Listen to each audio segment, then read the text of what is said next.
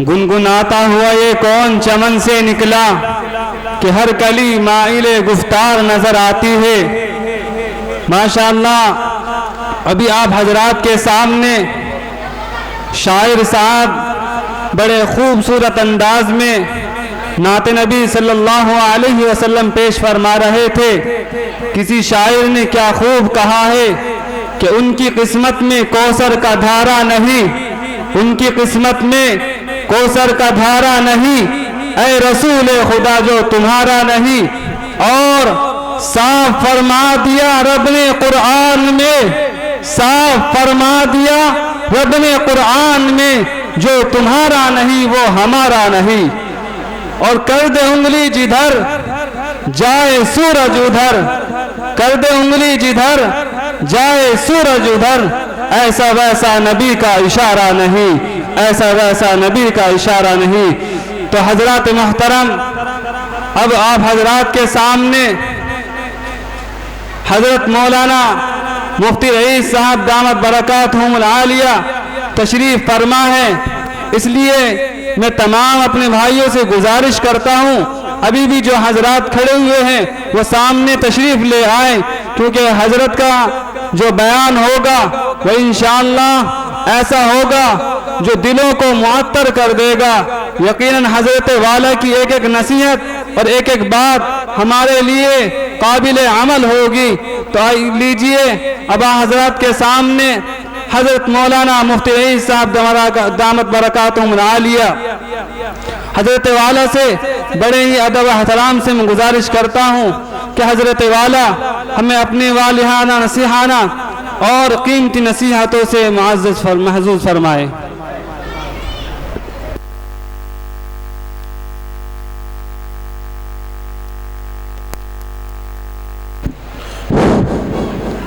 السلام علیکم ورحمۃ اللہ وبرکاتہ۔ بھائی تم تھوڑا سا ادھر کو سرکو، جو گیٹ پہ کھڑے ہوئے ہیں یہاں کے بیٹھ جائیں گے۔ آ جاؤ بھائی، کوئی کھڑا نہ رہے، بالکل کوئی کھڑا ہوا نظر نہ آئے، لگے کہ ہاں علماء آ رہے ہیں، جلسے میں تقریر ہو رہی ہے۔ باہر بہت سارے بیچارے پولیس والے بیٹھے ہوئے ہیں، ان کو بھی لگنا چاہیے کہ واقعی یہ اصلاح کا پروگرام ہو رہا، یہ نہ لگے کہ یار یہ کیا ادھم بازی کر رکھی ہے، اس سے نقصانات اور شکایات پیدا ہوتی ہیں۔ ایسا کوئی کام نہ کریں، کوئی آدمی کھڑا ہوا نظر نہ آئے۔ بچوں سے بھی گزارش ہے کہ بیٹا کھیلنے والے بچے یا تو باہر چلے جائیں یا چپ بیٹھ جائیں۔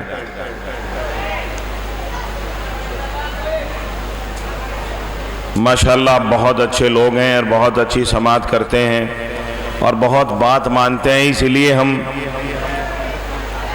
کہیں اور بھی ٹائم دیا ہوا ہو تو مودی نگر کا نام سنتے ہی فوراً وہ پروگرام کینسل کرتے ہیں آپ کے یہاں آنے کے لیے، کہ بڑے محبت والے لوگ ہیں، بڑی طلب والے لوگ ہیں۔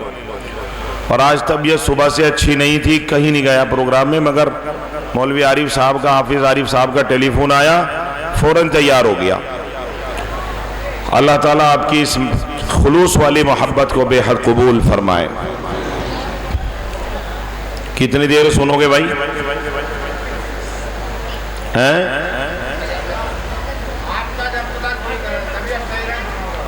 طبیعت تو صحیح رہے گی جب آپ کی محبتیں رہیں گی۔ 3-4 گھنٹے دیکھو چاچا کہہ رہے ہیں کہ مفتی صاحب 3-4 گھنٹے، چاچی مر گئی ہے۔ چلو اللہ تعالیٰ دونوں جوڑوں میں برکت عطا فرمائے۔ اصل میں اتنی لاپرواہی کا جملہ کہ جی 4-5 گھنٹے ایسا لگ رہا جیسے چاچی ہوئی نہ دنیا میں ہے۔ اللہ اکبر، اللہ رب العزت آپ کی اس محبت کو قبول فرمائے۔ بڑی جذبے کی بات ہے، دیکھو چاچا کب سے انتظار کر رہے ہیں کہ گھر میں چاچی بھی ہیں، بیٹے بھی ہیں، پوتے بھی ہیں، سب کی محبتوں کو چھوڑ کر کے اللہ کی محبت میں بیٹھے ہوئے ہیں۔ اللہ اس جذبے کو قبول فرما کر ہم سب کو خاتمہ بالخیر رسول اللہ کے ہاتھ سے جام کوثر عطا فرمائے۔ درود شریف پڑھ لو سب۔ اللہم صلی علی محمد وعلی آل محمد کما صلیت علی ابراہیم وعلی آل ابراہیم انکا حمید مجید۔ الحمد لله نحمده ونستعينه ونستغفره ونؤمن به ونتوكل عليه ونعوذ بالله من شرور أنفسنا ومن سيئات أعمالنا من يهده الله فلا مضل له ومن يضلله فلا هادي له ونشهد أن لا إله إلا الله وحده لا شريك له ونشهد أن سيدنا وحبيبنا وكريمنا ومولانا محمدا عبده ورسوله فأعوذ بالله من الشيطان الرجيم بسم الله الرحمن الرحيم يا أيها الذين آمنوا لا تتبعوا خطوات الشيطان ومن يتبع خطوات الشيطان فإنه يأمر بالفحشاء والمنكر صدق الله العظيم فقد قال النبي صلى الله عليه وسلم من رأى منكم منكرا فليغيره بيده فإن لم يستطع فبلسانه فإن لم يستطع فبقلبه وذاك أضعف الإيمان فقد قال النبي صلى الله عليه وسلم الحياء شعبة من الإيمان حاضرین جلسہ اور میرے عزیز دینی بھائیوں اور پردے کے پیچھے بیٹھے ہوئی میری بہنیں اور جہاں تک بھی مائک کی آواز آ رہی ہے وہ سب حضرات، ہم لوگ ایک سال میں 6-7 مہینے کے بعد کم و بیش ہمارا دوسرا جلسہ ہے جو اصلاح معاشرہ کے نام سے رکھا گیا ہے، اور اس طرح کے جلسے جس میں بچوں کی اصلاح، بچیوں کی اصلاح، بڑوں کا جو بے راہ روی سے ایک طرح سے جو گاؤں کی بھاشا میں نہیں کہتے ہیں تخریب کاری نہیں، ناس ہوا جا رہا ہے، اس کی فکر ہر جگہ کی ضرورت ہے، یہ صرف مودی نگر کی نہیں، ہر جگہ کی ضرورت ہے۔ اصلاحی معاشرہ کے جلسے جگہ جگہ منعقد کرائے جائیں اور راستہ ہی یہی بچا ہے۔ میں آپ کو بہت ضروری باتیں بتاؤں گا، اور مسلمان اس کے اندر صفت ایمان ہے، اور ایمان کا ایک شعبہ عقل ہے، عقل سلیم، یہ ایمان کا شعبہ ہے۔ جس کے اندر ایمان ہوگا، جو مومن ہوگا، اس کی سمجھ بوجھ اتنی تیز شارپ ہوگی کہ وہ دوبارہ کسی سے دھوکہ نہیں کھاتا، دوبارہ غلطی نہیں کرتا۔ آپ نے سنا ہوگا کہ آدمی ایک سوراخ سے، ایک بل سے ایک ہی مرتبہ ڈسا جاتا ہے، مگر ہم بار بار ڈسے جا رہے ہیں۔ اس کا مطلب یہ ہے کہ ہمارے اندر ایمان کی کوالٹی اور کوانٹٹی میں کمی ہے، ورنہ مومن کی تو بات ہی کچھ اور ہوتی ہے۔ اس سروے زمین پر سب سے قیمتی چیز ایمان ہے، اس دھرتی پر سب سے اونچے مقام کا آدمی مومن ہے۔ 18,000 مخلوقات آئیں، ان سب مخلوقات میں انسان افضل ہے، اور تمام نت نئے قسم کے الگ الگ بھاتیوں کے، الگ الگ جاتیوں کے، الگ الگ پرجاتیوں کے، الگ الگ نسل کے، ان سب انسانوں میں مومن کو فضول جو ہے خصوصیت اور افضلیت حاصل ہے، مگر ہم اس کو جانتے نہیں ہیں، پہچانتے نہیں ہیں کہ ہم ہیں کون۔ یہ نہیں بھائی، ہم اس کو جانتے نہیں ہیں، پہچانتے ہیں۔ وہ حیثیت ہمیں اپنے اندر، اپنے بچوں کے اندر، اپنی بیٹیوں اور بیویوں کے اندر وہ حیثیت پیدا کرنی چاہیے۔ اگر اسی طرح مر گئے کوئی گارنٹی نہیں ہے کہ خاتمہ بالخیر ہو اور مرنے کے بعد جنت ہاتھ آ جائے۔ دیکھو سنو، ہمارے پاس وقت بہت کم ہے، بہت کم ہے، اور کام بہت زیادہ ہے۔ مجھے حیرت ہوتی ہے خاص طور پر مسلمانوں پر، سبھی جگہ کے حالات ایسے ہیں کہ آپ سوچ نہیں سکتے۔ جس خرابی کو، جس تخریب کاری کو اٹھا کے دیکھ لیجئے، ہمارے میں اس کا خاصا حصہ مل جائے گا۔ کیوں بھائی؟ میں کیوں بتا رہا ہوں یہ بات؟ اس لیے بتا رہا ہوں ہم تو خود اصلاح کرنے والے تھے، ہم تو مصلح تھے، اور ہم خود جو ہے غالب تھے، ہم مغلوب ہو گئے۔ ہماری اصلاح کے لیے لوگ باتیں کرنے لگے۔ ہماری نظریں پاک، ہماری زبان پاک، ہمارا جو ہے وجود پاک، ہماری تو ہر چیز پاک ہونی چاہیے تھی۔ اگر ہمارے سماج، ہمارے معاشرے، ہمارے گاؤں، ہمارے شہر، ہمارے قریے برائیوں سے بھرے پڑے، اس کے نتیجے اور پاداش میں پورا اسلام بدنامگی کا لوگوں نے ہدف بنایا ہوا ہے، شکار بنایا ہوا ہے، اور ہم لوگ ایسے غفلت کی چادر تان کر سو گئے جیسے زندگی میں کبھی نیند آئی نہ ہو۔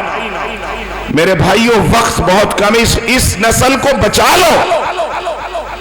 اس ہندوستان میں اگر آپ کو جینا ہے تو جینے کی راہ پر آنا پڑے گا، سنبھلنا پڑے گا، سمجھنا پڑے گا، عقل اور فراست سے کام لینا پڑے گا، اور اس کے لیے اللہ سے مانگنا پڑے گا اور پریکٹس کرنی پڑے گی۔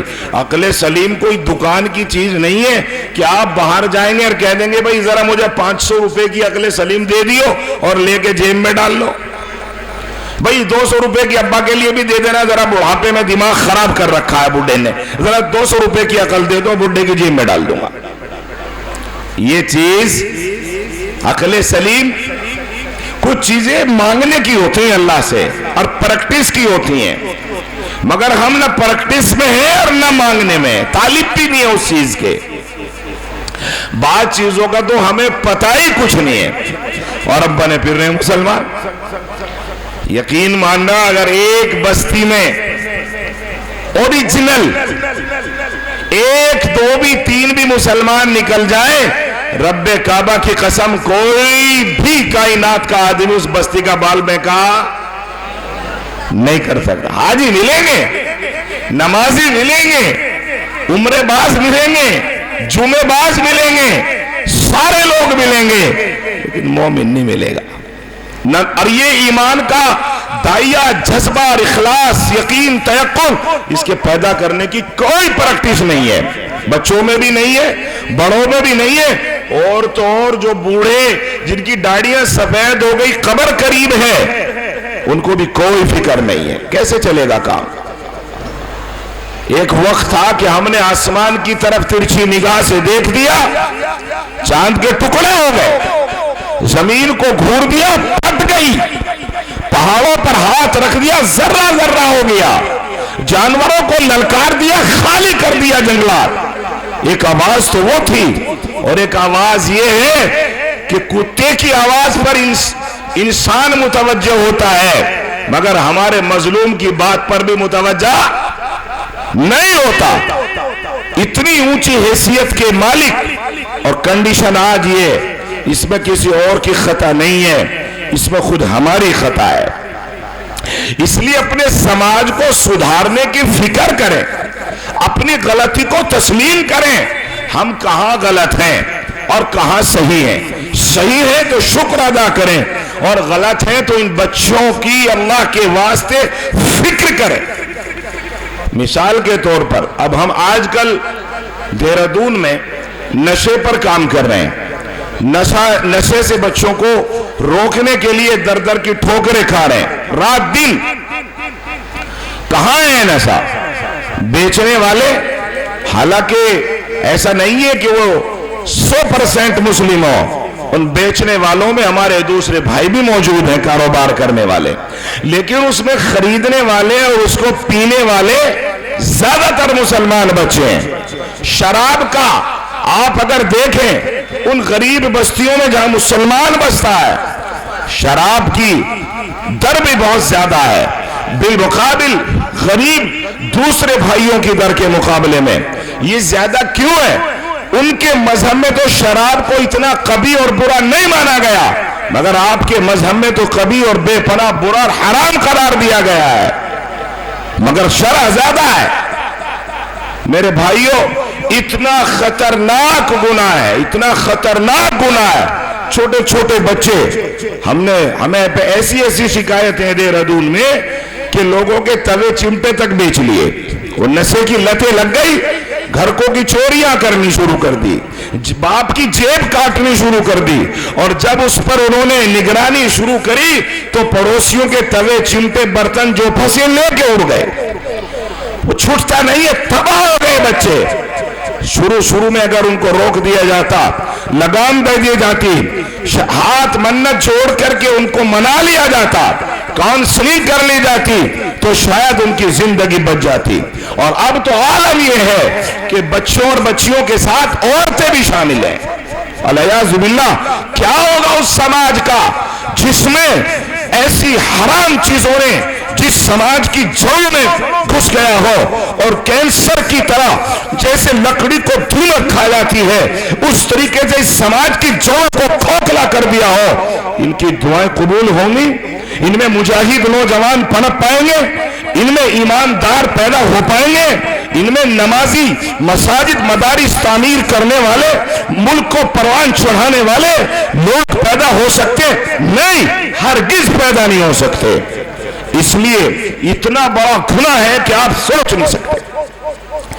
رسول کریم صلی اللہ علیہ وسلم کے دور میں صحابہ نے تو ٹوٹل 1000% شراب کو بند کر دیا، مگر کچھ منافق اور کچھ مشرکین کے بچے اس لت میں ملوث تھے۔ اس پر محنت کرنے کے لیے صحابہ کی ٹیم نے میٹنگ کی اور کہا کہ بھائی سر جوڑ کے بیٹھو تاکہ سماج کی اصلاح کی جا سکے، معاشرے کو سمجھایا جا سکے، اصلاح کی طرف لایا جا سکے۔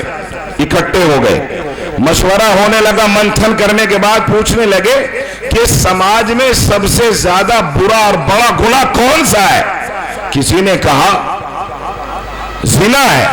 40 گھروں تک زنا کرنے کی نحوست برستی رہتی ہے، 40 گھروں تک رزق کو، برکتوں کو روک لیا جاتا ہے، اللہ کی غضب کی نگاہیں پڑتی ہیں اس محلے، اس سماج پر جہاں زنا ہوتا ہو۔ یہ سب سے بڑا گناہ ہے۔ اس نے کہا نہیں۔ دوسرے فقیہ صحابی، مفتی صحابی، سب کی رائے آئی۔ کسی نے کہا چوری ہے، یہاں بھوک کے لالے یہ سامان اور مال اٹھا کے لے جاتے ہیں اور پریشانیاں ہوتی ہیں، اس کے نتیجے میں لوگ بے پناہ شک کے اور پریشانیوں کے شکار ہوتے ہیں۔ کہا نہیں۔ سب نے اپنی اپنی رائے دی، کسی رائے پر متفق نہ ہوئے۔ صحابہ کہنے لگے کہ چلیے جو صحابہ کے بڑے مفتی ہیں ان کے پاس چلتے ہیں۔ ہمارے سماج میں تو ایسے بھی لوگ نہیں رہے کہ بھئی اگر کسی چیز پر غور و فکر کا معاملہ آئے تو ہم یوں پوچھ لیں، چلو اپنے امام صاحب کے پاس چلیں گے، معلوم کر لیں گے کون سی چیز غلط ہے کون سی صحیح ہے، خود ہی فیصلے کر لیتے ہیں۔ ہم اللہ کے رسول کا اسلام ایکسپٹ نہیں کر رہے، ہم اللہ کی بات نہیں مان رہے، ہم اپنے نفس کی بات مان رہے ہیں۔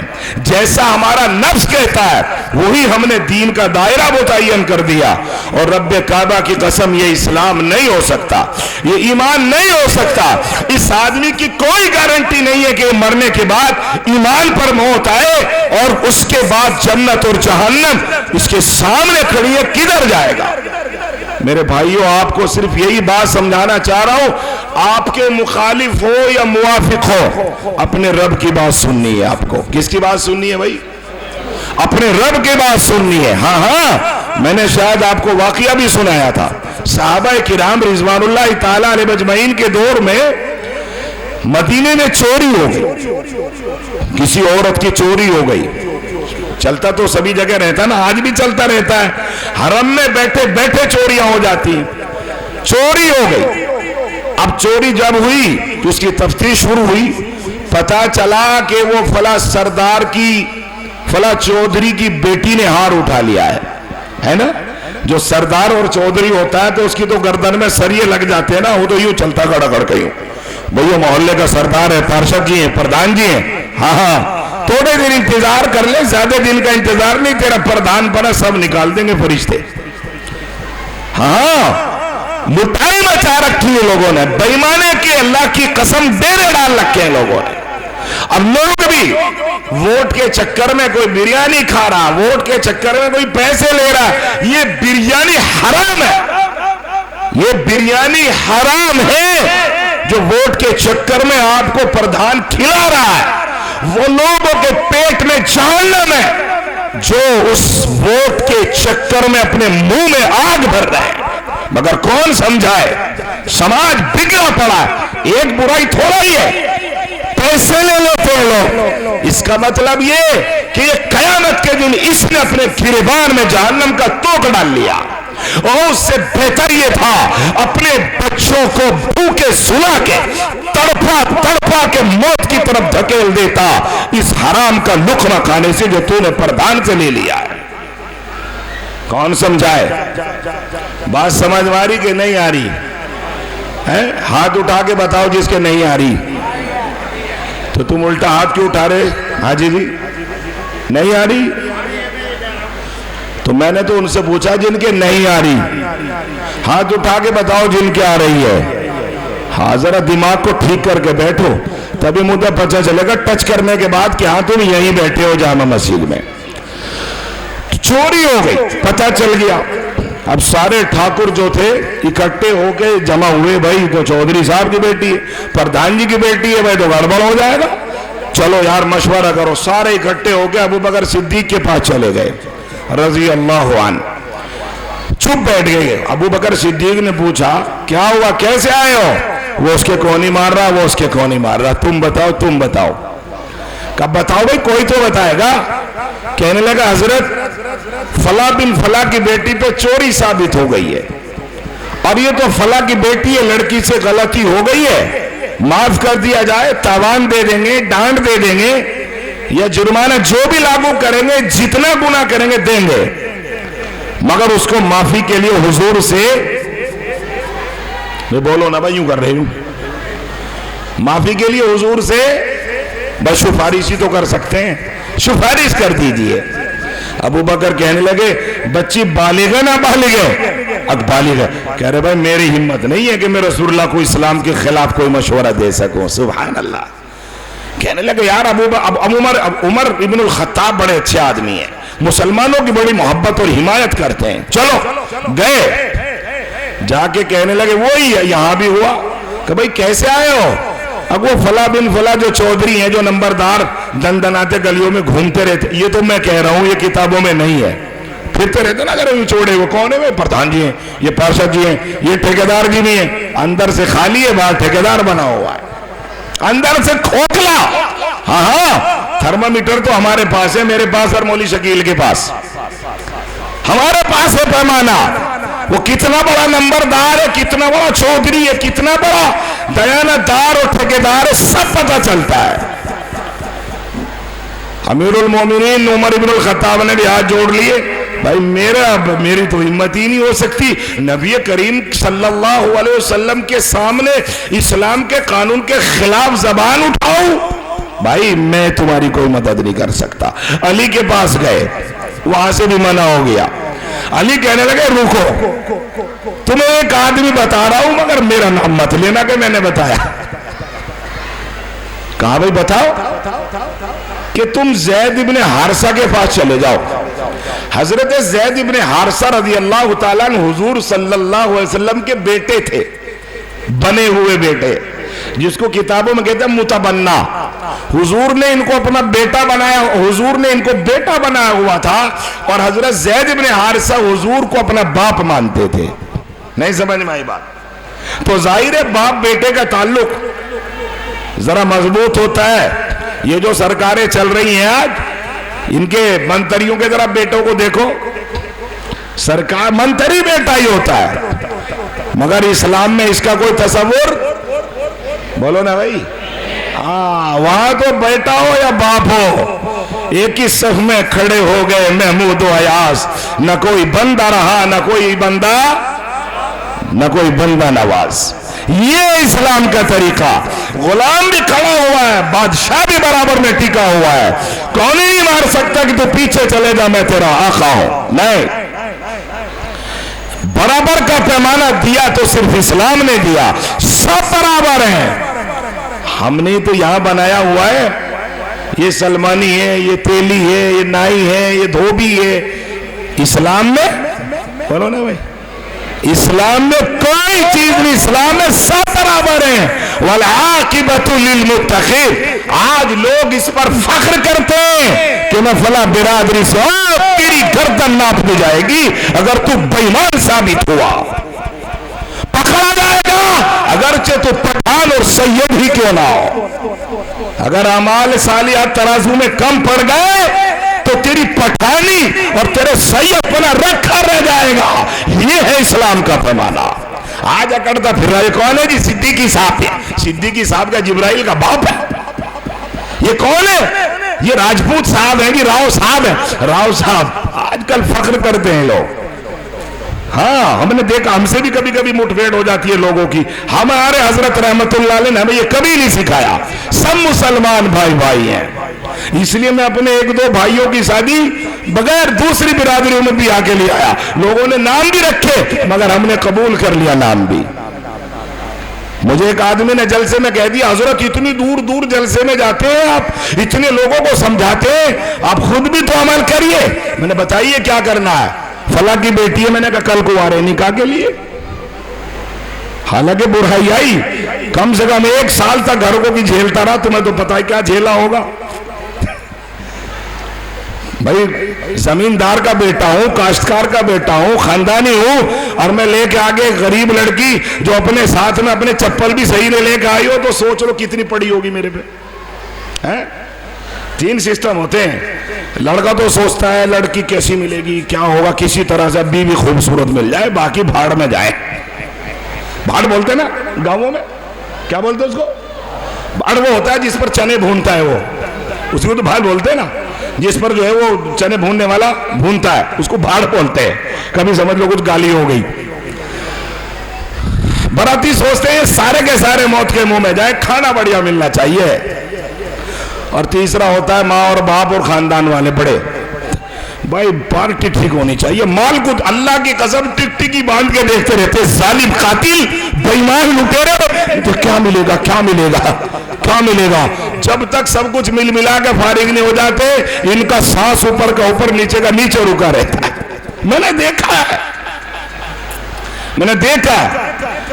خیر میں بات کیا کر رہا تھا؟ تم بولیے، جلسہ سن رہے ہیں تمہارے لوگ.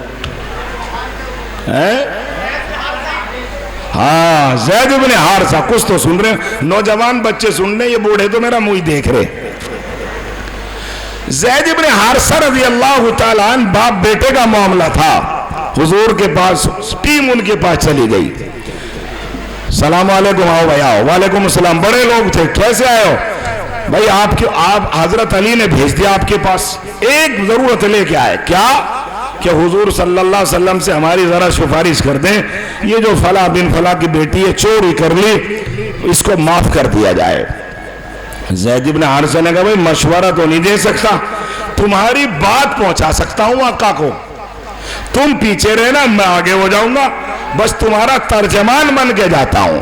چلو چل دیے سارے پیچھے پیچھے.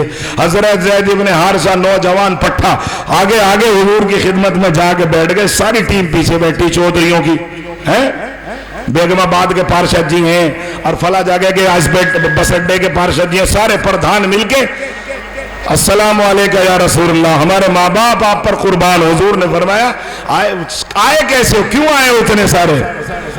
حضرت زید رضی اللہ تعالیٰ کہنے لگے یا رسول اللہ یہ سارے لوگ کچھ نہیں بولیں گے، مجھے ترجمان بنا کے لائے ہیں، اگر اجازت فرمائے تو میں گزارش کر دوں. حضور نے کہا اجازت ہے، بتائیں. کہ فلاں بن فلاں کی بیٹی نے جو چوری کر لی ہے آپ اس کو معاف فرما دیجئے. بچی کا ہاتھ کٹ جائے گا، اپاہج ہو جائے گی، نادانی میں کر لی. جتنے گناہ زیادہ، جتنی زیادتی کے ساتھ آپ اس پر تاوان رکھیں گے یہ دینے کے لیے تیار ہیں. حضور صلی اللہ علیہ وسلم کا چہرہ انور بالکل آگ کے انگارے کی طرح سرخ ہو گیا. آپ کو غصہ آ گیا. حضور نے فرمایا چلے جاؤ، کیا تم یہ چاہتے ہو کہ میں اللہ کے قانون کو اپنی طرف سے بدل لوں؟ نہیں ہو سکتا. اور غضب اور غصے میں حضور نے فرمایا ورب الکعبہ، اور رب کعبہ کی قسم اور اس اللہ کی قسم جس کے قبضے میں محمد کی جان ہے، اگر اس چوری میں ملوث میری بیٹی فاطمہ بھی ہوتی، حسن حسین کی ماں بھی ہوتی، تو میں محمد الرسول اللہ اس کے بھی ہاتھ کاٹ دیتا۔ بات سمجھ میں ہی نہیں آئی؟ آ رہی ہے نا؟ یہ اسلام کا پیمانہ ہے۔ آج اگر ہمارا بچہ غلطی کرتا ہم اس کو چھپا لیتے ہیں۔ تو میں عرض کر رہا تھا کہ صحابہ میں منتھن ہوا اور کسی نتیجے پر نہیں پہنچے۔ ایک فقیہ صحابی کے پاس پہنچ گئے کہ ہمارے میں یہ مشورہ ہوا کہ سب سے بڑا گناہ کیا ہے؟ کوئی نتیجے پر نہیں پہنچے۔ آپ کی رائے کیا ہے؟ کہ آپ کی کیا کیا رائے ہیں؟ زنا، چوری، بے ایمانہ، کسی کو مارنا، قتل کرنا، شراب پینا؟ کہا نہیں، کوئی سا نہیں۔ کیا ہے؟ ہاں یہ پانچواں، شراب پینا سب سے بڑا گناہ ہے۔ پھر ایک واقعہ سنایا کہ ایک بادشاہ نے 4 چیزیں رکھ کر کے اور اس کو کہا کہ اگر تو نے ان میں سے کوئی ایک اختیار کر لیا تو تو معاف کر دیا جائے گا، انعام دیا جائے گا، اور اگر تو نے ان میں سے کوئی بھی کام نہیں کیا تو تجھے قتل کر دیا جائے گا۔ تو خود اس کے لیے تیار ہوگا۔ کیا کہ اس کمرے میں خاتون ہے، یا تو اس کی عزت کو تار کر دے، یا پھر سور کا گوشت رکھا ہوا ہے، یہ سور کا گوشت کھا لے۔ سمجھ میں آ رہی ہے کہ نہیں آ رہی؟ بھائی سمجھ میں آ رہی نوجوانوں کے نہیں آ رہی؟ آ رہی ہے نا؟ 4 گناہوں کا اختیار کیا ہے۔ سامنے آدمی ہے، اس کو قتل کر دے، اور چوتھی چیز ہے نہیں تو وہ اس پیمانے میں بھری ہوئی اور پیالہ شراب ہے۔ ان 4 میں سے جو تجھے ہلکا لگے وہ کام کر لے۔ یہ سوچتا رہا، اللہ کہاں پھنس گیا؟ نوجوان بچہ تھا، سوچا کہ زنا کیسے کروں اتنے ساروں کے علم میں، کیسے لڑکی کی عزت کو نیلام کروں گا؟ سب لوگ باہر انتظار کر رہے ہوں گے کہ کیسا خراب خون اور تباہ نسل کا آدمی ہے۔ نوجوان بچوں میری بات سمجھ رہے ہو کہ نہیں سمجھ رہے؟ سمجھ رہے ہو نا میرے بچوں؟ تو میں نہیں کر سکتا یہ کام کہ آدمی کو قتل، یہ بھی ممکن نہیں ہے۔ لوگ کیا کہا کریں گے ہمیشہ کہ ایسا ظالم تھا کہ اس نے فلاں کی گردن کو مار دیا، قتل کر دیا۔ نہیں کر سکتا۔ سور کا گوشت، توبہ توبہ، ہم تو اس جانور کی ناپاکی اور نجس العین ہونے کی حیثیت کو دماغوں میں بٹھائے ہوئے ہیں، منہ پھیر لیتے ہیں اگر کہیں سور چگ رہا ہوتا کہ نہیں ہوتا؟ منہ پھیر کے اتنی نفرت۔ سوچا کہ شراب کا معاملہ ذرا ہلکا ہے، پی لوں گا، معافی مانگ لوں گا اللہ سے، یہی ہلکا ہے۔ واقعے میں لکھا ہے کہ اس نے 4 گناہوں میں سے شراب کے پیالے کی طرف گیا اور اس میں سے پیمانے میں سے پیالہ بھرا اور پی گیا۔ شراب اتنی تیز تھی کہ پیتے ہی اس کے دماغ کو چڑھ گئی، اور چڑھتے ہی وہ ناچنے لگا اور بھول گیا کہ تیرے سامنے بادشاہ کھڑا ہوا ہے اور تجھے پبلک دیکھ رہی ہے۔ یہ بھی بھول گیا کہ تو عوام کے بیچ میں ہے، ناچنے لگا، بادشاہ کو گالیاں دینے لگا۔ اور جب بادشاہ نے اس کو کہا تو شراب کی پاداش اور نتیجے میں اس نے سور کا گوشت کھا لیا، اور سور کا گوشت کھا کے اس کا پیٹ بھر گیا، دماغ پر نشہ چڑھا ہوا ہے، پیٹ میں حرام رزق ہے، اس نے فوراً اس عورت سے زنا کر لیا۔ اور پھر جب دیکھا اس نے اس کی حویث اور اس کی شراب ٹھنڈی نہیں ہوئی ہے، اس نے تلوار اٹھائی اور گھماتا ہوا نکلا۔ سامنے جو بندھا ہوا آدمی کھڑا تھا، اس کی گردن پر، سینے پر اتنے وار کیے کہ وہ آدمی بھی زمین پر گر کے ختم ہو گیا۔ صحابہ سے پوچھا، سائل نے، کہنے والے نے، بتاؤ سور کھانا زیادہ بڑا خراب کام ہوا، قتل کرنا زیادہ بڑا گناہ ہوا، اور زنا کرنا زیادہ برائی کا باعث تھا؟ کون سا؟ بولو۔ برجستہ صحابہ کہنے لگے، توبہ، शराब उम्मुल खबाइस है। कहा इसी वाक़ये के नतीजे में मैंने साबित किया है कि ज़िना से बड़ा, शराब से बड़ा और कत्ल से बड़ा जुर्म और उसका मुकद्दमा और उसको तरफ बुलाने वाला अगर कोई चीज हो सकती है तो वो नशा है।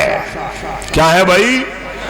वो नशा है। मेरे बच्चों, अल्लाह के वास्ते इसका बेचना सूअर बेचने से ज्यादा खराब, इसका खरीदना सूअर खरीदने से ज्यादा खराब, इसके ऊपर पैसे कमाना सूअर कमाने से ज्यादा खराब है। बचो, अल्लाह से तौबा करो। ऐसे लोगों के करीब ना फटको जो इस नशे की लत में लगे हुए हैं। हाथ जोड़ के अपील करता हूं, लोगों को, दुनिया वालों को मौका ना दो कि मुसलमानों के बच्चे तो शराबी हैं, मुसलमानों के बच्चे तो इसमें करें, मुसलमानों के बाद बच्चे तो ड्रग्सर हैं।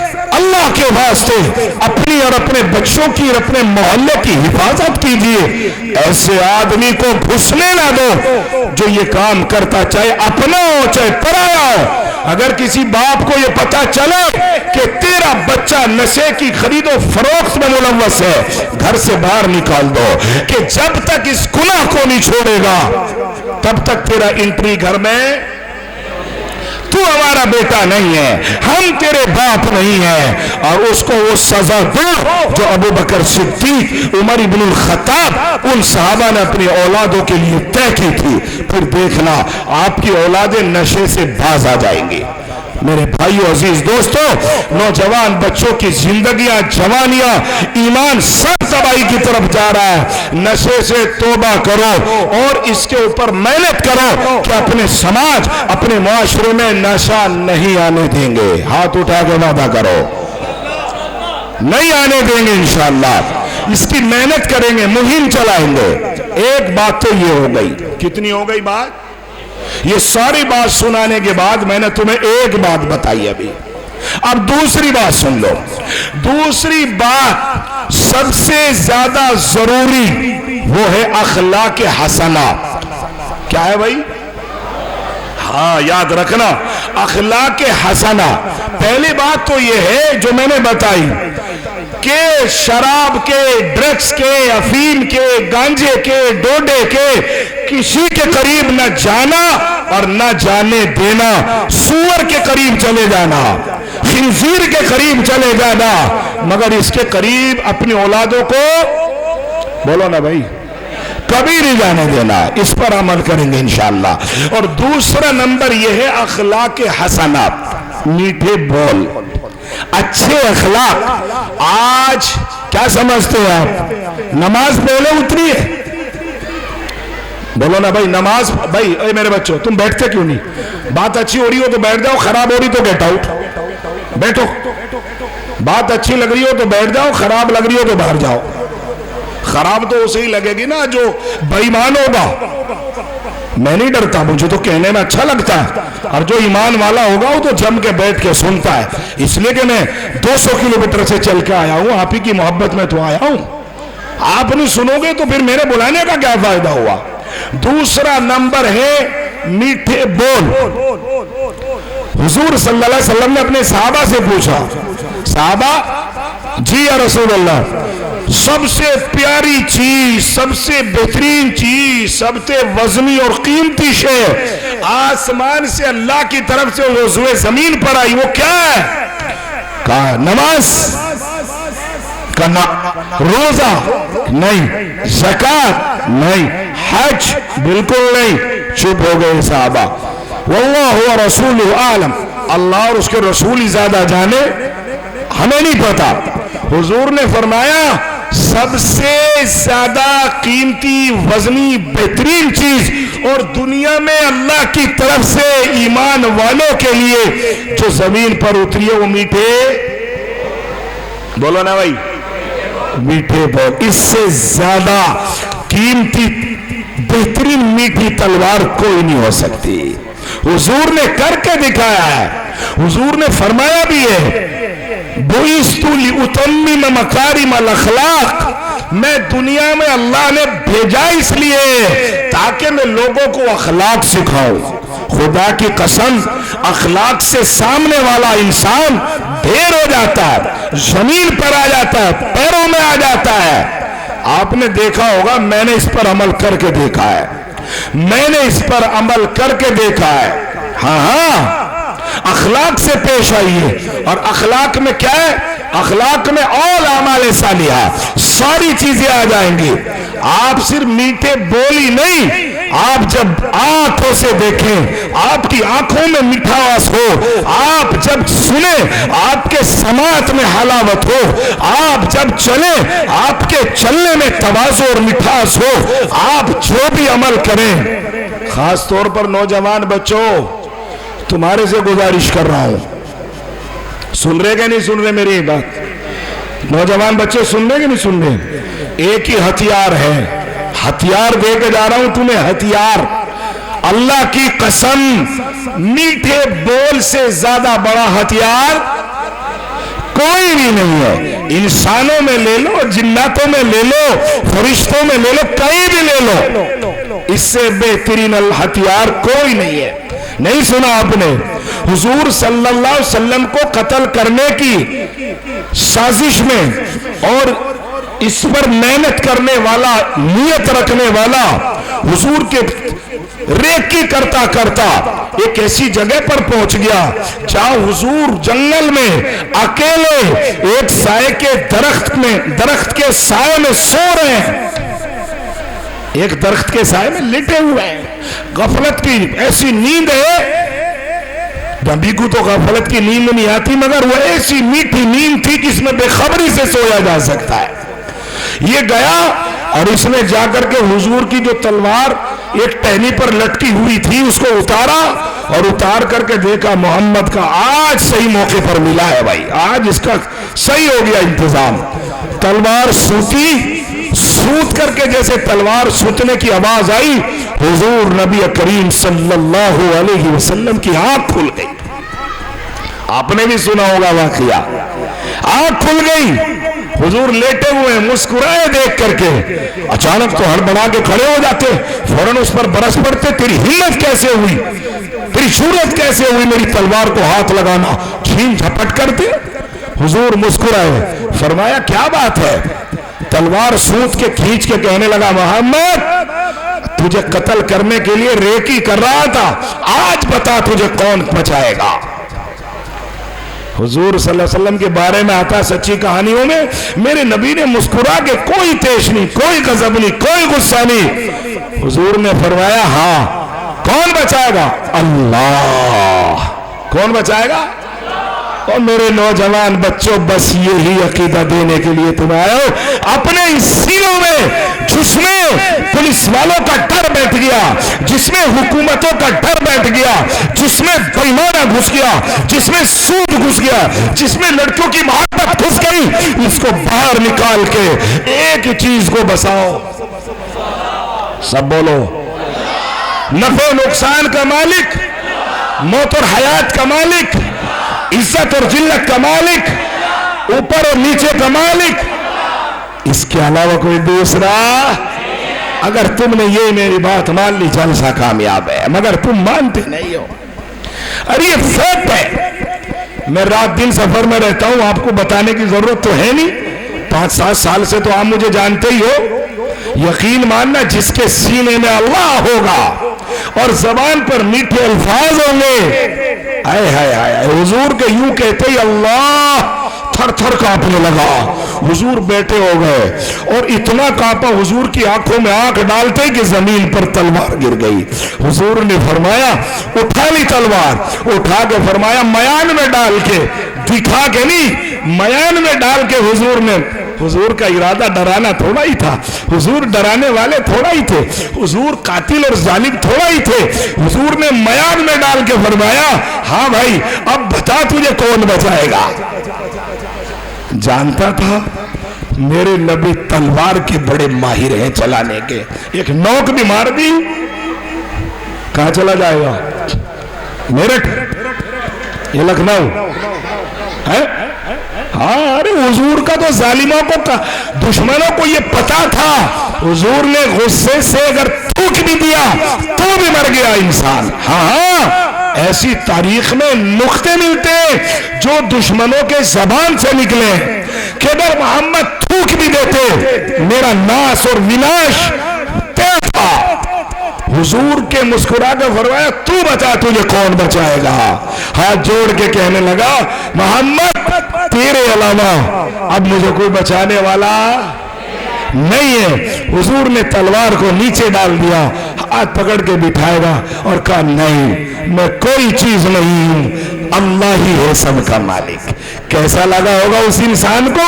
और मेरे भाइयों, मैंने एक दिन एक इस तवाज़ो और मीठे बोल पर एक वाकया पढ़ा हजरत थानवी का, अलिफाजातुल यौमिया, एक किताब है हजरत थानवी, मौलाना अशरफ अली थानवी की। उसमें एक वाकया लिखा कि एक मोहल्ले में एक लड़के पर जिन्नात आ गए हैं। आ जाते हैं ना, अब तो लड़कियों पे आते हैं, औरतों पे, लड़कों पे तो नहीं आते। सुना भी नहीं होगा तुमने लड़कों पे आ रहे। लड़का तो कम बखत खुद जिन्नात बना हुआ, इसे तो जिन्नात कहेगा, आजा भाई तू दोस्त है बहुत अच्छा, मेरी बराबर में बैठ। चूंकि बीड़ी ये पीता है, सिगरेट ये पीता है, गाली गलौच ये करता है, लड़कियां ये देखता है, और तेरी मार बाप दोनों पकड़े जाएंगे कयामत के दिन। तू ये समझता है तुझे कोई नहीं देखता। हाँ, इन्न समा वल बसर वल फुआदा कुल्लु उलाइका कान अन्हु मसऊला।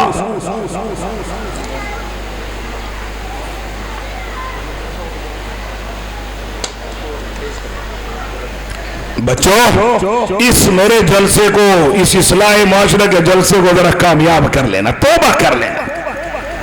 अल्लाह की कसम, तौबा करने वाला बंदा चाहे उसने 20 साल गुनाह किया हो, तौबा करने के बाद अल्लाह की नजरों में 20 साल के नफिल पढ़ने वाले से ज्यादा कीमती होता है। नहीं समझ में आई बात। जो नौजवान बच्चा तौबा करेगा, मेरे अल्लाह आज के बाद शराब नहीं पीता, आज के बाद ड्रग्स नहीं लूंगा, आज के बाद जिना नहीं करूंगा, खुदा की कसम अगर इसने सच्चे मन से तौबा कर ली, ये जो 50 साल से माथा टेक के नफले में गुजार रहा है, आज तौबा के बाद उससे ज्यादा बेहतर है। कितना कितना इजी और आसान नुस्खा है। हजरत थानवी ने लिखा है कि एक लड़के पर जिन्नात आ गए, जिन्नात बड़ा खतरनाक। आजकल तो लोगों पे जिन्नात नहीं, वहम सवार होता है, वहम या ड्रामा सवार होता है। हाँ, मैंने भी देखे ऐसे नौजवान लड़के, मुझे मैं समझ गया कि भाई ये ड्रामा कर रहा, बस उसका ड्रामा निकाला, तबीयत से पीटा, थोड़ा सा पीटते ठीक हो गया, माशाल्लाह, सब जिन्नात भाग गए। वो था ओरिजिनल। हजरत थानवी ने लिखा, जो भी हामिल आता उसी के बाल पकड़ता, छत में लटका देता, बहुत मारता। अगली बार 2 को और बतावे तो उधर न झाड़ने जाइयो भाई, बड़ा खतरनाक जिन्नात है। जो भी आता वही पिटता। किसी ने मजाक कर लिया, करियो जामा मस्जिद की, मोदी नगर की मस्जिद में जो मुअज्जिन है ना, यार ये बड़े अच्छा आमिल है, ये बड़ा अच्छा पकड़ता जिन्नातों को, मजाक कर ली। पहले मस्जिदों में बेचारे वो होते थे ना, शेख इदरीसी, क्या शक्के बोलते थे, जिनको पानी भरने का काम उन्हीं को था जब हम छोटे छोटे से थे। तो बेचारे शक्के को बोल दिया कि ये बहुत अच्छे जिन्नात झाड़ता है। कह रहे देखो मना करेगा वो, मगर तुम्हें बिल्कुल नहीं माननी, जितना मना करे उतना ही लेके जाना।